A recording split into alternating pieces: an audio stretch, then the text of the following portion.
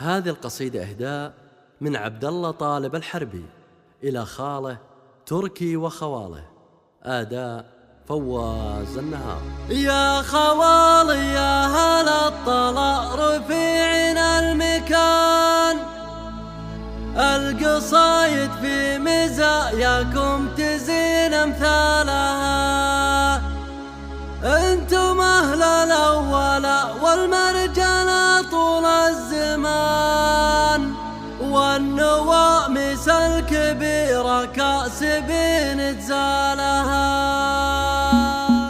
استعد يا هجوس الشعر والميعاد حان، المواقف قالوا ان ما لها الا رجالها. يوم اعدك وافتخر باللي لهم قيمه وشان، والعلوم الوافيه طول الدهر حنا لها. يا خوالي يا اهل الطلا رفيعنا المكان، القصايد في مزاياكم تزين امثالها. القصايد في مزاياكم تزين امثالها. يا خوالي يا اهل الطلا رفيعنا المكان، القصايد في مزاياكم تزين امثالها. انتم اهل الاول والمرجله طول الزمان، والنوامس الكبيره كاسبين انسانها. يا خوالي يا اهل الطلا رفيعنا المكان، القصايد في مزاياكم تزين امثالها. القصايد في مزاياكم تزين امثالها. في زفاف المحزم اللي لا داعي البقا في بان، تركي يحزم السعد والطايله يسعى لها.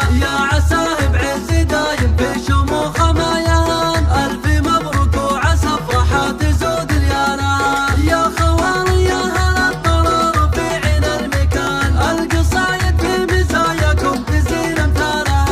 القصايد في مزاياكم تزين امثالها. الوفا من طبع تركي يومي وجه الوقت شان، جدي اللي كل ما تصعب يحل حبالها. فالح الشيخ المسمى له مقام وله مكان، المراجل كلها فالح شرب فنجانها.